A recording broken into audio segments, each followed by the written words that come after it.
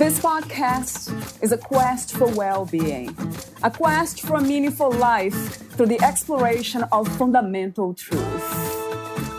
Enlightening ideas, insights on physical, mental, and spiritual health. The inspiration is love. The aspiration is to awaken new ways of thinking that can lead us to a new way of being well. Welcome to Body, Mind, and Soul Healing Conversations.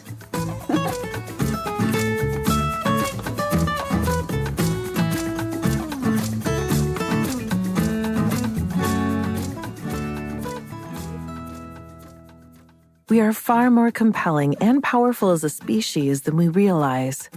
Embracing the elements that make us uniquely human gives us awareness, wisdom, and compassion.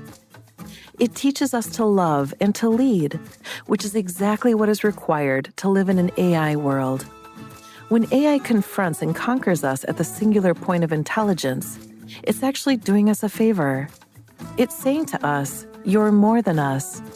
Just as we can clearly comprehend that we are not a gorilla, our evolutionary cousin, and appreciate all that differentiates us from the magnificent animal, so too can AI.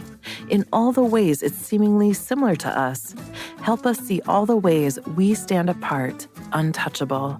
So let's not idolize AI, because AI is just a mirror. If we place it on a pedestal, we will be following an empty guru. The next step is to re-recognize ourselves by getting in touch with our interior worlds. There, we can clearly see that our inherent value and worth does not come from our intellect, something our information age has convinced us of. Then, we can easily remember the radiant human staring back at us, already equipped with a heart, body, spirit, and soul, capable of changing the world. Valeria interviews Leela Tutton. She is a CTI-trained coach, writer, and facilitator who helps individuals and teams unlock purpose, creativity, and self-mastery. With a background in psychology, education, and the arts, she integrates diverse disciplines into transformative coaching programs that empower clients to overcome obstacles and achieve their goals. Based in San Francisco, Leela is the creator of Shift the Way You Lead and serves as a key leader at Noria, an executive coaching collective focused on leadership development. Meet Leela at leelagrace.co. Here's the interview with Leela Tutton.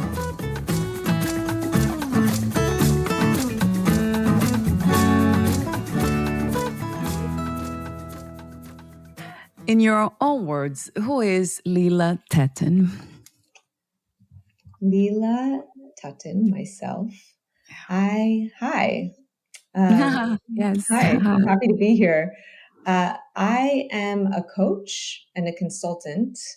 I specialize in working with people who are leaders, so a leadership and life coach. And the work I do revolves around rewriting your stories and realigning yourself with your more balanced self in nature. And I often see that with leaders, especially, this can be leaders in more traditional roles, founders, tech leaders, business leaders, that they feel misaligned. They're burnt out, they're overworking, etc. And then entrepreneurs as well, creatives, artists, oftentimes people who are very powerful and have a vision for what they want in this world also tend to overwork, overfunction, and get out of balance. So true. I usually say, it's not just about doing what we love, right? It's also liking what we don't love. So that's my how I'm navigating this reality right now of doing what I love to do, but then trying to like what I don't like to do, like being on time. The constructed idea of time, gosh, I have a hard time with that one. So I want to thank you for answering that question. And I have another one. I have two more, actually, based on that first question. How did you What inspired you to become a coach, Leela? How did this come to be? Yeah, so I was an educator for about a decade, and working in academia, working in schools with kids, and also working with other educators, Yeah, doing yeah, trainings. Uh, I went to grad school at Columbia on the East Coast, and trained in English education. My area of expertise was in writing. And yeah. Mm-hmm. I so thoroughly enjoyed that chapter of my life, but as I'm sure Mm-hmm. many educators can relate to, I burnt out. I was Yeah, exhausted. I was yeah, overworked.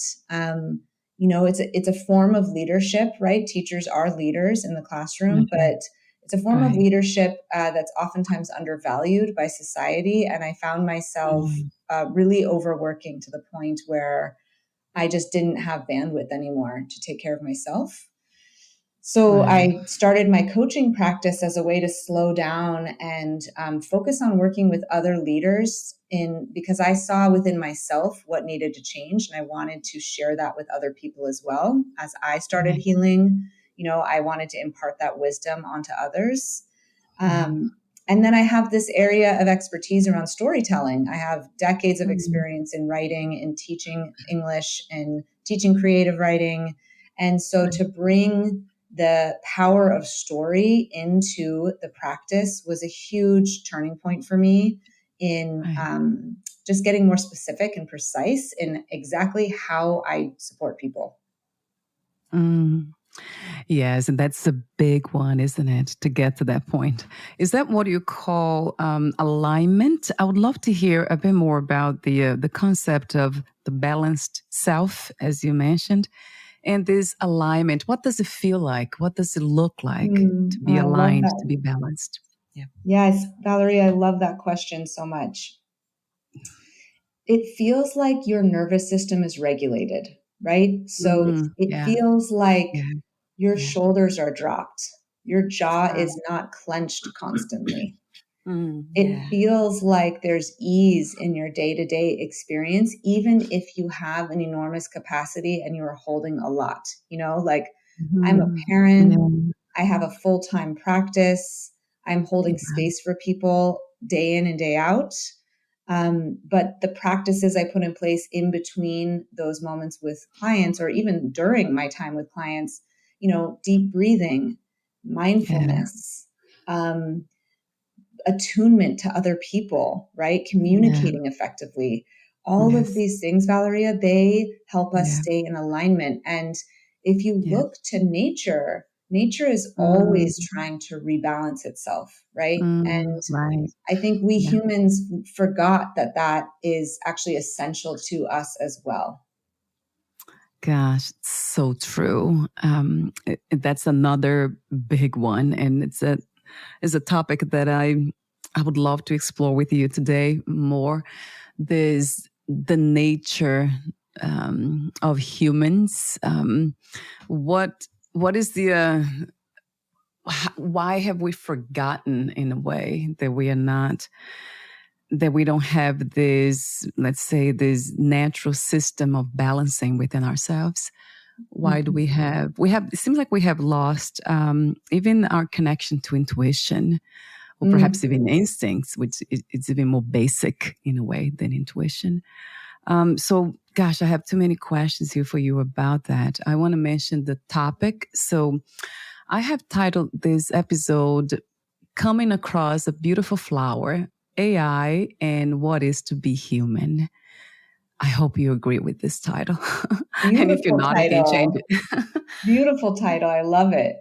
Oh, I love it too. I came across this the story you tell about in the article that you have. Actually, it's an essay that you have written with Amy Jin.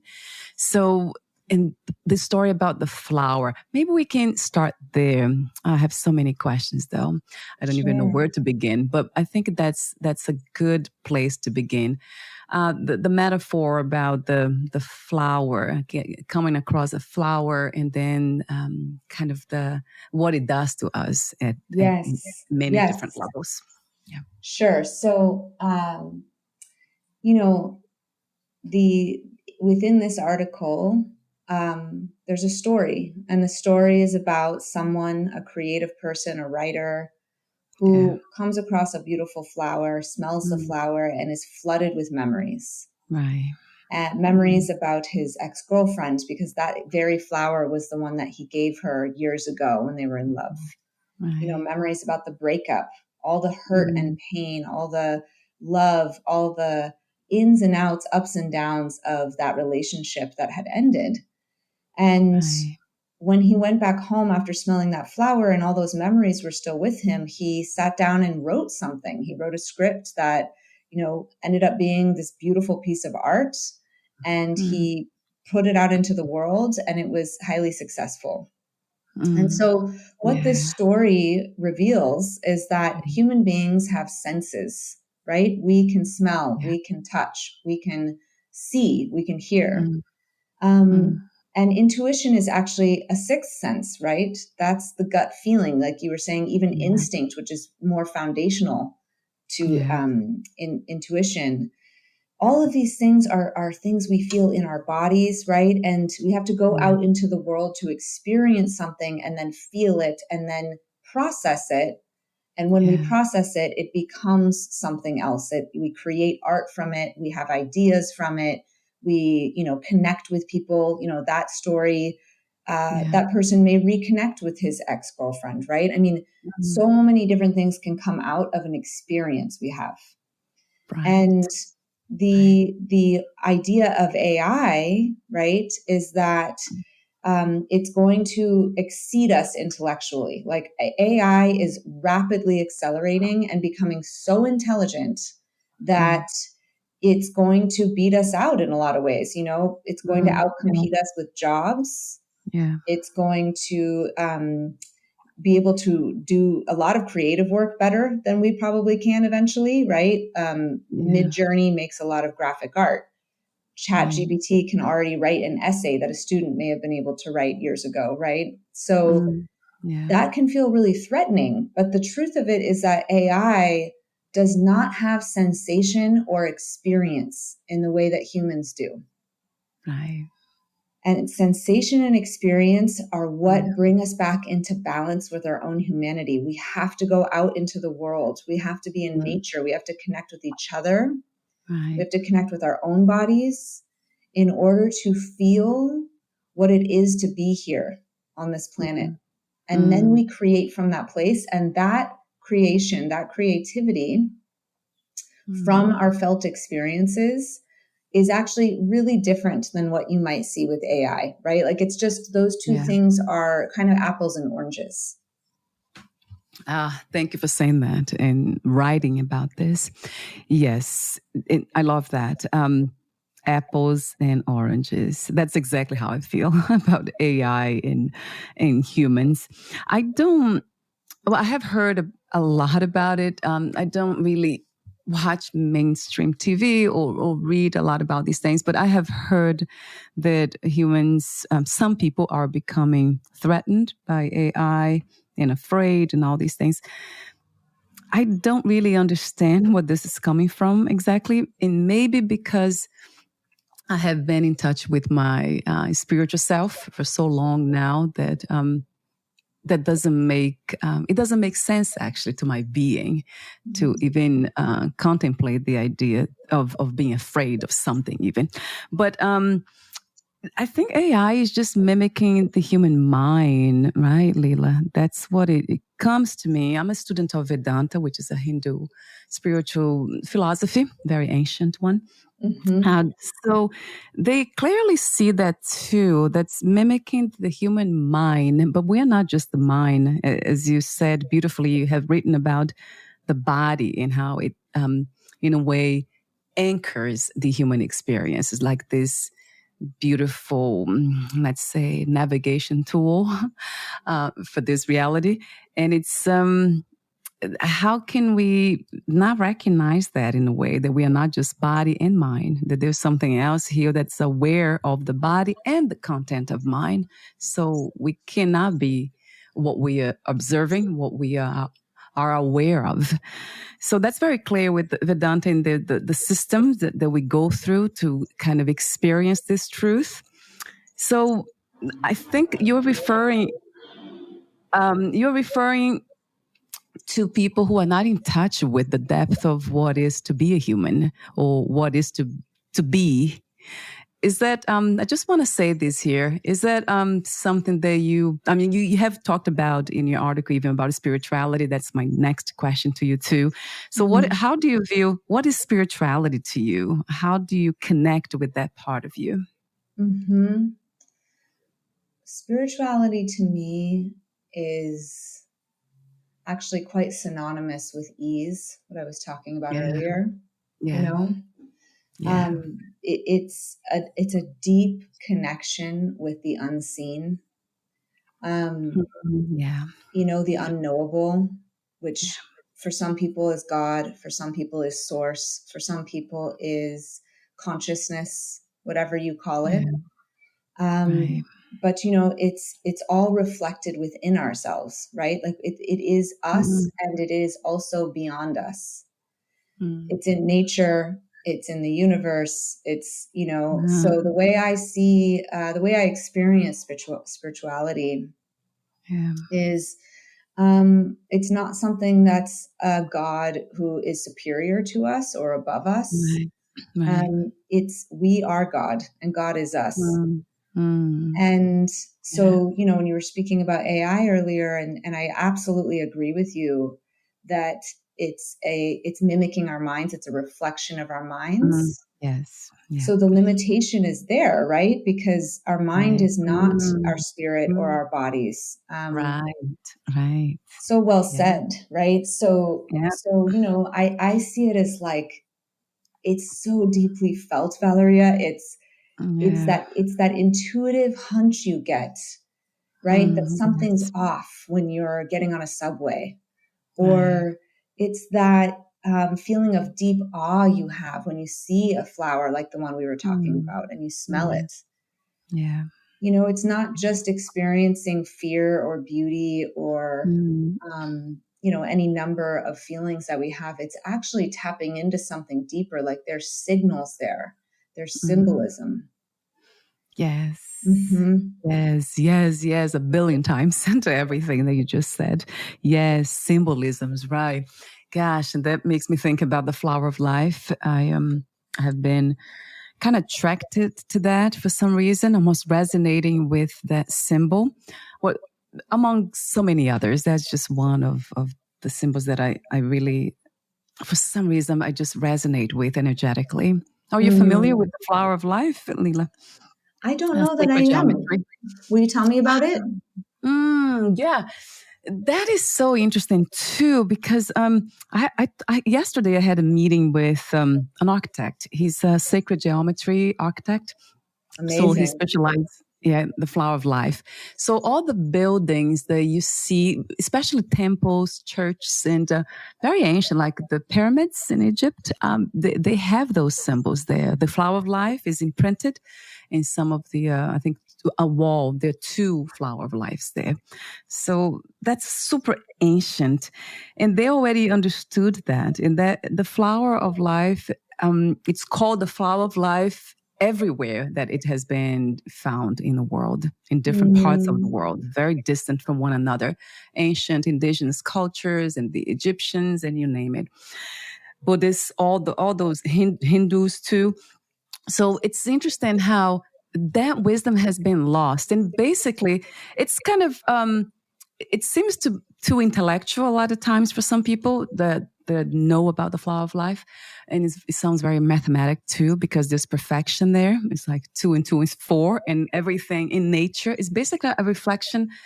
They call it a blueprint for nature, for creation, everything that exists. Everything that exists comes from this numeric pattern. It's like a sacred pattern. So it's very geometrical.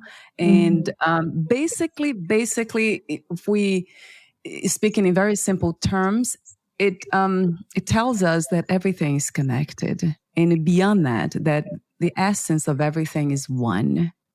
It could be you mentioned God, the divine, whatever we want to call it, universal intelligence. But there's one ground for existing things. So it's coming from existence itself. And that is the almost like the way nature, we humans, everything in existence has been created. It's almost like it's almost like a template for everything. I see.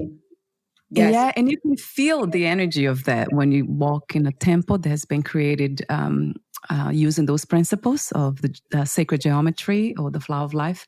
It's very noticeable. We don't know what it is, but our whole body, minds, it's just something happens that, like you've been describing the alignment and balance, the balanced self. So it's like everything drops, and it's almost like you are being carried in this, in the arms of the universe, and just letting your being flow with it instead of trying to resist what is already here, very much present. That's, I don't know if I could explain that well, but no, that was beautiful. I'm very familiar with sacred geometry, and so the flower of life. I'm excited to read more about that in particular. But I've been to the Alhambra in Granada, Spain, which is this beautiful, structure, right? Spiritual structure. That has so much of what you're describing, right? It has the mosaics and the geometric patterns all across the walls there. And it has roots in Islam and roots in Christianity, and I see what you're talking about. Of course, the pyramids, you were mentioning the sacred geometry there as well. And I mean, sacred geometry and quantum physics, all of these things tell us that there is, that I think many times people might see the world as chaos, right? They see life as chaotic. And in actuality, there's a real rhythm to everything. There's, it may feel like chaos, but there's order and rhythm and systems to all things. And yes, that is spirituality, right? Like you just said so beautifully, it's easing into that and allowing and surrendering to that. And even in these tumultuous times where we have, really chaotic political situations happening, and, many systems are breaking down. And I think it's quite scary for many of us. There's war, there's just a lot of uncertainty.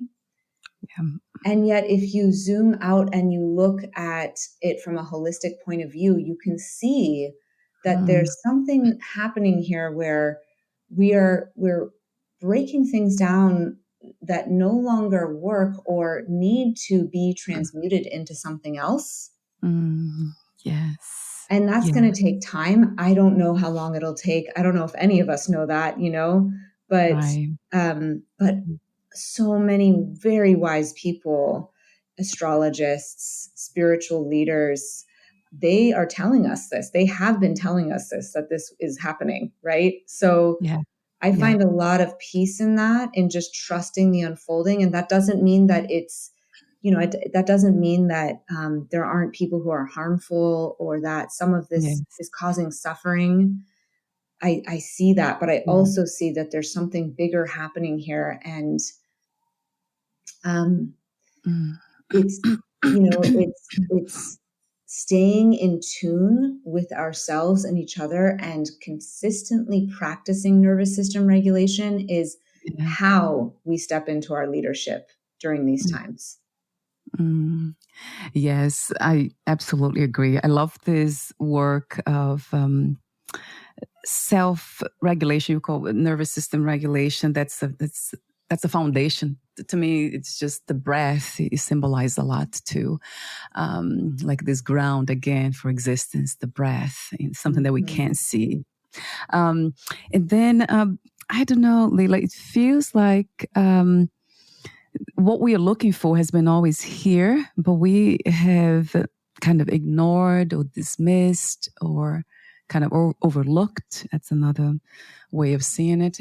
And that's the reason why people like you, beautiful people like you that I meet all the time, are in need to come in and help with this rebalance, with this reconnection to what is already present, which is not something that you, because we are not really, you as a coach, you're not really giving people what they don't have or adding something.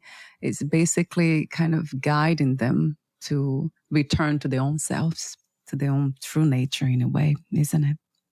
Yes, exactly. That's exactly what it is. I act as the guide and the mirror to my Yeah. clients, right? Yeah. And so when somebody works with me, I see their potential.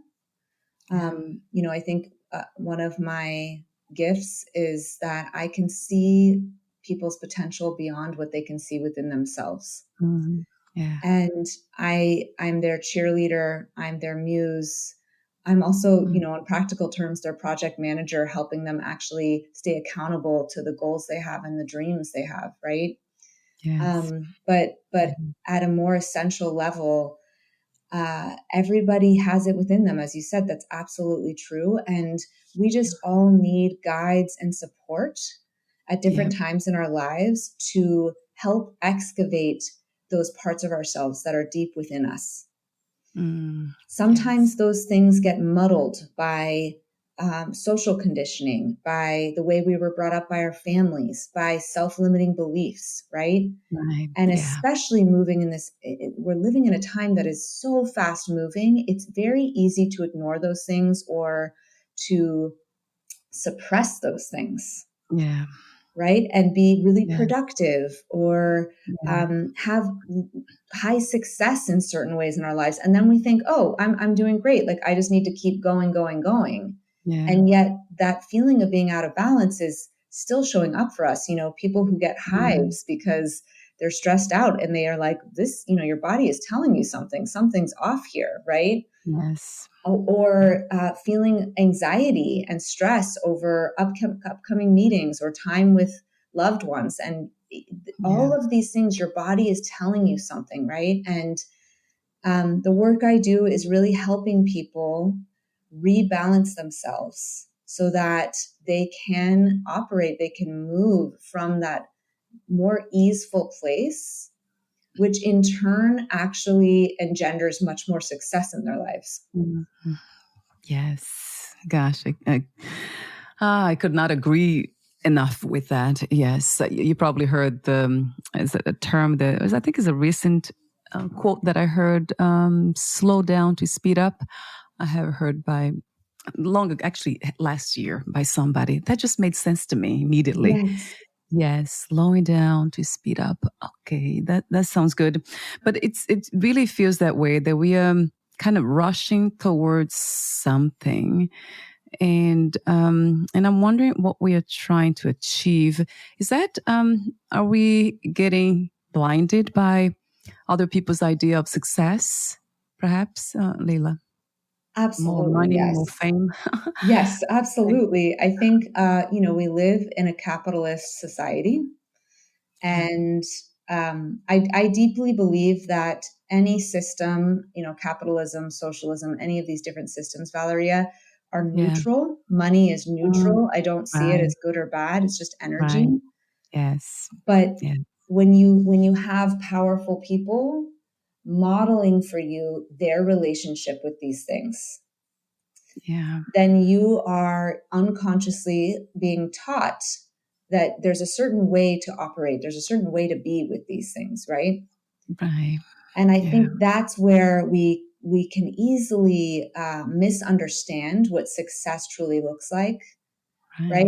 Right. Because success, this is I read this somewhere else. You were talking about slow down to speed up. I love that Yeah. quote, by the way. But one that I also love is true success is a regulated nervous system. I love that better. It's so good, Yeah. right? Love better. Because Yes.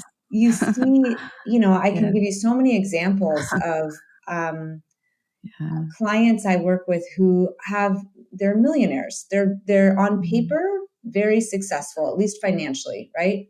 Right. But Right. then internally, they are constantly fighting with their kids. or have so much self-doubt, crippling self-doubt that, they overcompensate and overwork in order to make sure that everybody else believes they're doing an amazing job, even though deep down they feel very low self-worth, right? Yes. Wow. Yeah. Yes. That's something that, gosh, where do I even begin with that? That we have been kind of taught to believe or led to believe that the only way to feel loved or be valued, it's by doing something, being productive, showing up with all this stuff, or looking pretty, right? For women, with a smile, being kind and all those things. And that really clearly shows from my perspective that we are really far from truth, that we are already what we are looking for, that we are already inherently, sacred, whole, complete, limitless. So the word sacred came to me first for a reason, because I think we have lost also the connection with the sacredness within, and we don't really value ourselves. We don't really see ourselves as sacred. That might be the reason why we have lost the way and have forgotten even how to go back to it. That now we need others to guide us back to ourselves. And it's sad in a way to acknowledge that, but it's true, isn't it? It is really happening at this time. And I'm glad that people like you are ready to help, and because you have done the work as well yourself. And I think you mentioned that was it you? So one of that I read about, gosh, I just made so many notes here that I cannot find anymore. That it's, I think you talked about leaders that already have done the work. Oh, did I see that here? Gosh, way too many notes. I don't know if you recall, is that you that said that it's important that we also have done the work, so we now can come from a place of established truth, per se, within ourselves, so we know in order to pass that wisdom to others. Did you write that? I think you did somewhere. I'm trying to find it. Yes, it's absolutely, to do. And so what does it even mean when we say the work, right? What you're talking about, Valeria, the sacred space, the sacred experience in our lives, right? Which is all around us all the time. It's the sky, it's the trees, it's, having total reverence for the people you love in your life. Even I'll tell a funny story that I was very young. I think I was like 14. And I was with my boyfriend at the time. We were on a hike, and there was this beautiful rock. It was just a simple looking rock, but I felt really drawn toward it. And I picked it up and I said, this rock, I can feel it. I know it has feelings. It's sentient. I don't know if I used the word sentient because I was so young, but I was essentially saying, this rock has essence to it. I can feel that it's alive. And my boyfriend at the time was like, Leela, what are you talking about? You're so weird. You're always getting so philosophical. But at a very young age, Valeria, I felt so tuned into the sacred, exactly what you're talking about, where even a simple rock is so beautiful, right? And has such life to it. And everything around us does. I mean, even man-made things, right? Even your phone, even a pen. Like we just lose sight of that because we're so over intellectual. We are like over indexing on our minds. I mean, look, this is why AI is the thing that's accelerating instead of something like the rainforest, right? Which is of course now so endangered. Like we put our attention towards something, and that is the thing that amplifies and accelerates.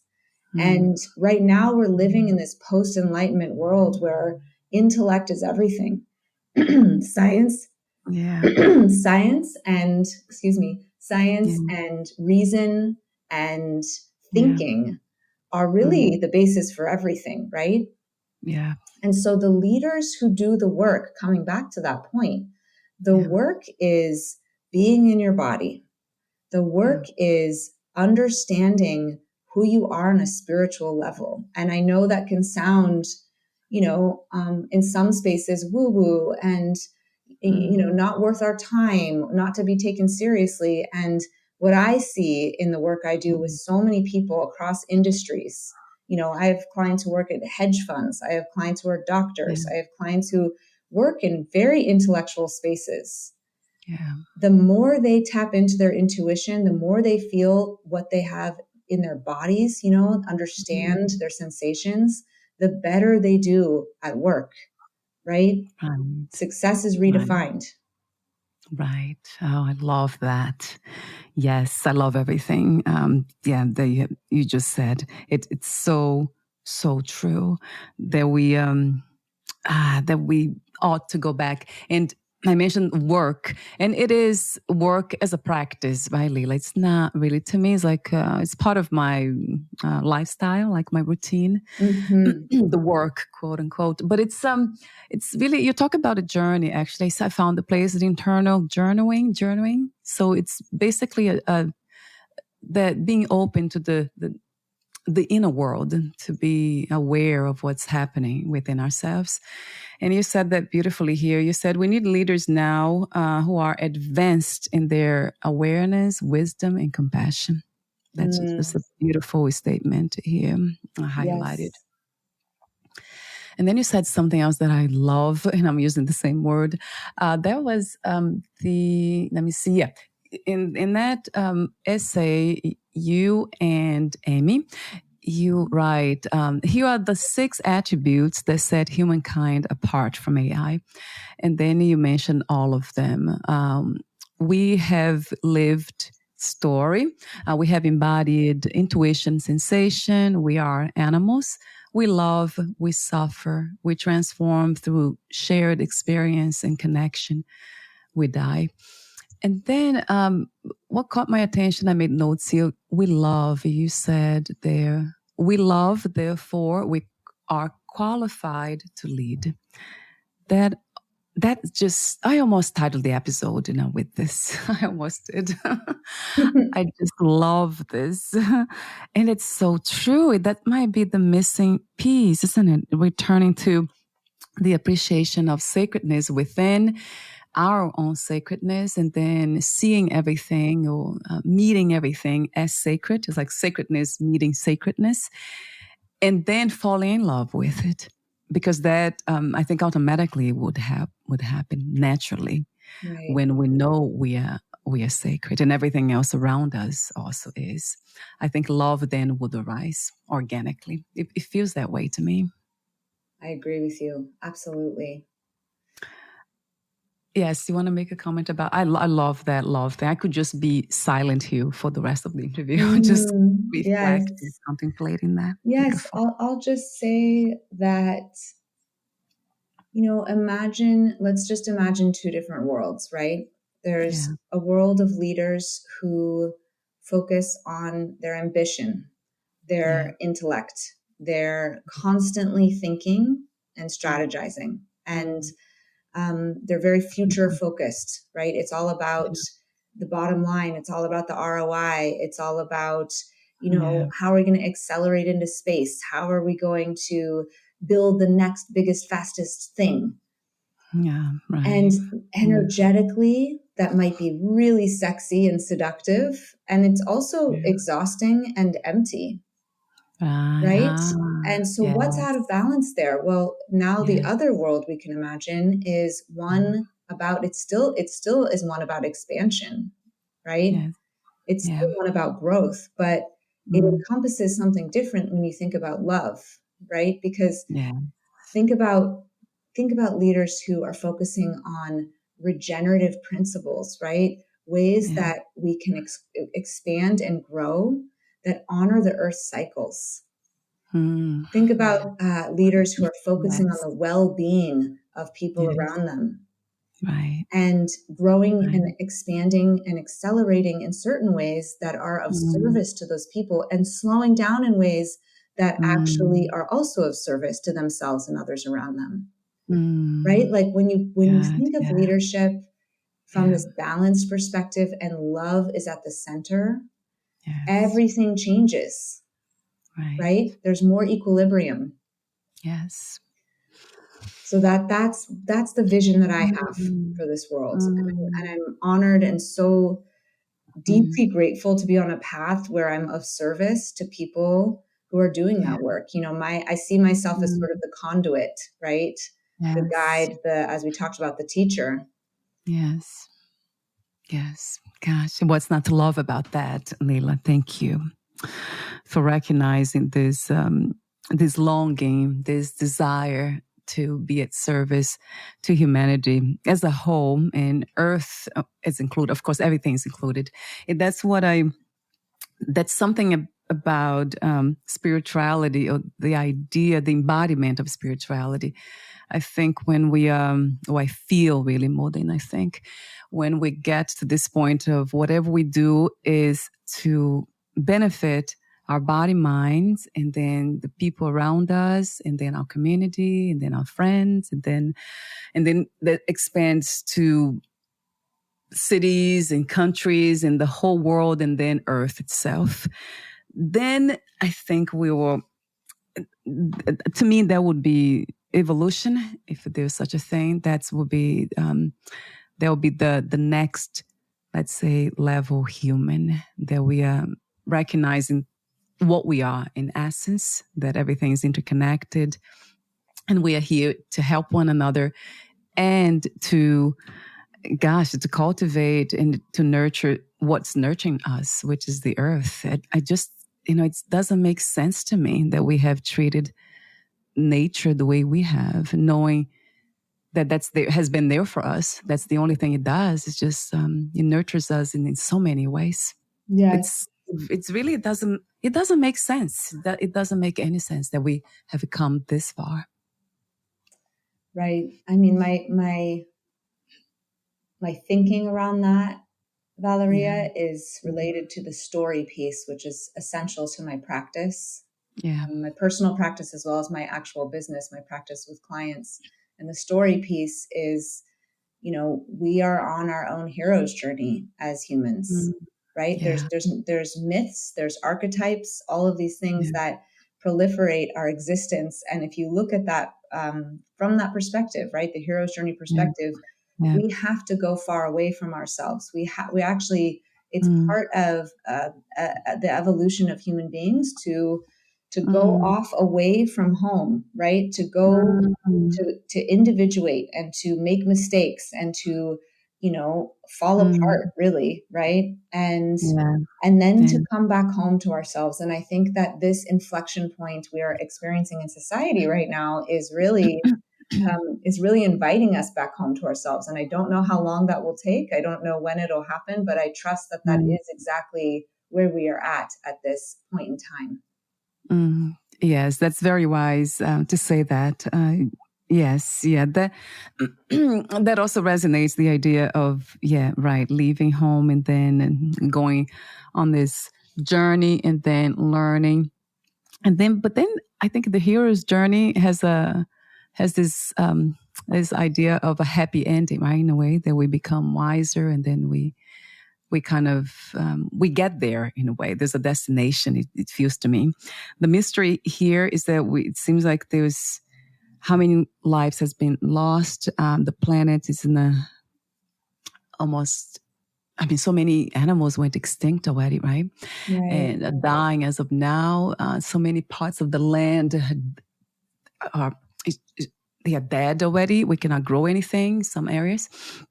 I don't know. That's the mystery, isn't it? Like, how far can we go from home and stay there? How sustainable would that be? It doesn't feel, at this point, it doesn't feel like, it seems like we have gone too far. We have been using nature as a resource and not as a source for life. So I don't know, but I'm doing whatever it takes to help from this perspective here, my small perspective, and what I can do. And I see you doing it too, and so many people that I meet. So maybe we can help, right? Yes. Like that. Maybe we can help. And that it puts a smile on my face and Yes. in my heart too. I completely agree with you. And I see this too. I see how lost we are. I see Yeah. what's happening to our planet, right? Yeah. And it's hard to look at. It's hard. I think it's very easy to stay in our intellectual spaces, to, just stay working and staying at the computer and, Yeah. like Right. not really confronting this moment in time, which, some people are calling the meta crisis, right? Yeah. The planetary Yeah. crisis. Yeah.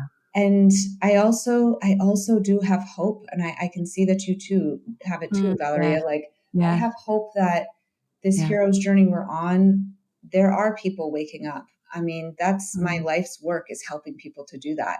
And mm, yeah. and I fall asleep so many times. I forget. I have to wake myself up consistently. I have to do all the Me too. practices, the work we're talking about, Right. meditating, right? Journaling, having these types of conversations with people, Mm, um, and then going out in the world and being of service and really helping people, really taking care of the planet, making conscious decisions about what I eat and what do I throw yes. away and what do I consume. I Yes. mean, these are all practices that we're all grappling with. It's so human. There's no person on this planet, it doesn't Yeah. matter how powerful you are, who is Right. not grappling with these things, right? It's very level Mm, setting. right. And Right. so to Yeah. the hope I see is that Yeah. there are points where people wake up to this and they say, wow, something's missing here. Mm, I feel kind of empty.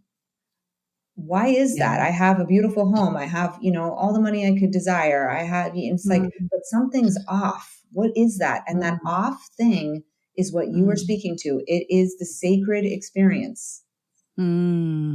yes. I love the way you say that. The sacred experience. Right. Oh, beautiful. Gosh, write about that and let me know, Leela. I Send. will. I would I love will. to This share that conversation has in our inspired podcast. me. Thank you. Thank you. I feel inspired every time I meet another human being like you.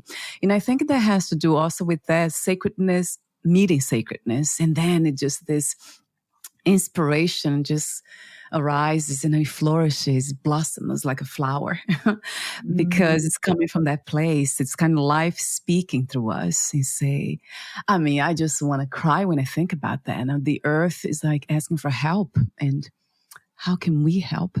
And, it comes to me a lot of times as a message that it's returning to the sacredness, returning to us, our divine self, to us, our true nature, whatever you call it, that place that's connected with not just humanity, but what transcends humanity too, which is the foundation of life itself, existence, like everything that which connect everything, which is it's the invisible part of it that we can't really explain a lot of times, but it's so here.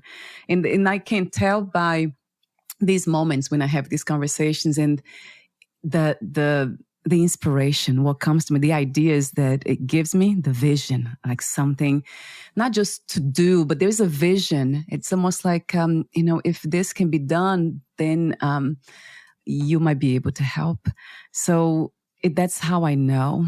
And it feels really, really good. Thank you so much again for saying yes to this conversation and for being open to this beautiful journey that we are on. It still feels beautiful though. I try not to use the concept of hope, but I would say it's a beautiful hope mm, towards that sacred experience that you just mentioned. Yes. Yes, So I hear that. I hear that. yeah, thank you again, Leela. So we're almost at the end, and I do have these. I had so many notes here. You have no idea. I got lost. I didn't even know where to begin. But anyway, I want to mention the your services. So you are a coach and a consultant, and you also so you have three kinds of way of working with you: transformational coaching, thought partnership, and story breakthrough session. Did I miss anything? Oh, in community, I love that piece too. Did I miss anything, Leela, about what your offerings are? No, you didn't. The thought partnership and transformational coaching are one-on-one experiences with me, Right. and they're at different tiers. And then thought partnership is, a little bit more peer-to-peer, and transformational coaching is really in depth and Mm. work that I'm doing with people long term. And then the story breakthrough session is a single session, and that's for somebody who is a writer. They're maybe working on a memoir. It might be somebody who's working on a presentation for work. It might be someone who's Yeah. working on, anything written.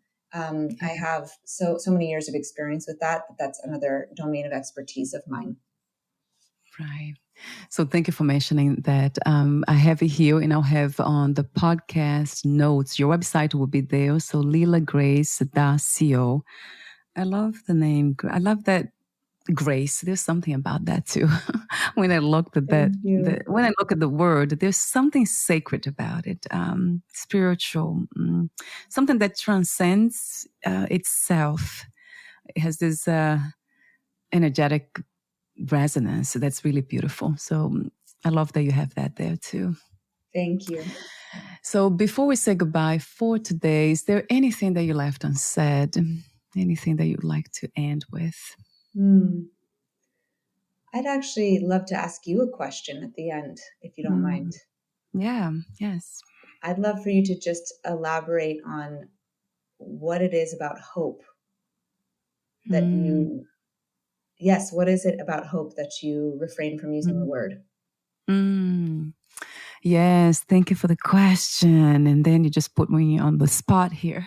So I'm trying to think. So what is it about the word hope? I guess because hope has something to do with the desire, the wish to be somewhere. It's almost like this idea, this attachment to a destination. I love visions. So I love the vision, but there's something about this grappling, trying to attach so closely, so hard to wanting something to happen that I think it creates more problems than anything else. So I try to come from a place of vision, purpose, of course, and longing. There's something about longing. Longing has to do, it's a beautiful concept. It's like almost like the heart knows a place that it has been.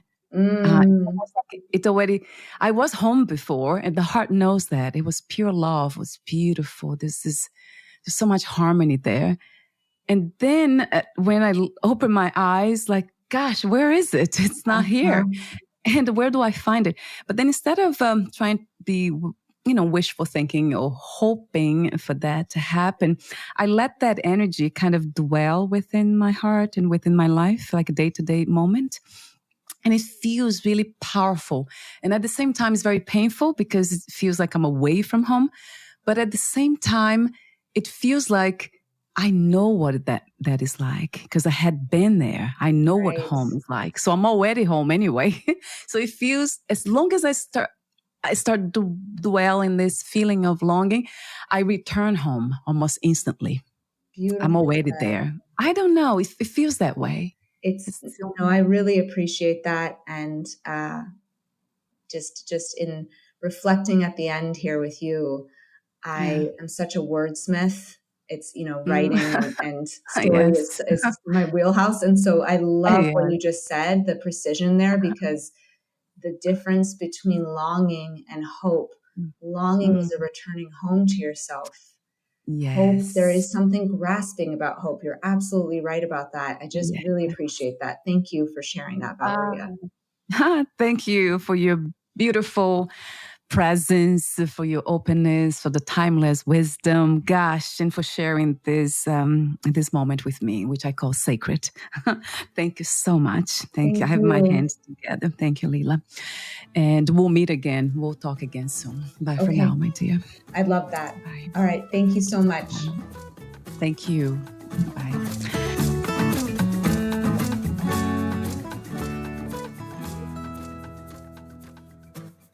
Thank you for listening. To learn more about Leela Tutton and her work, please visit leelagrace.co.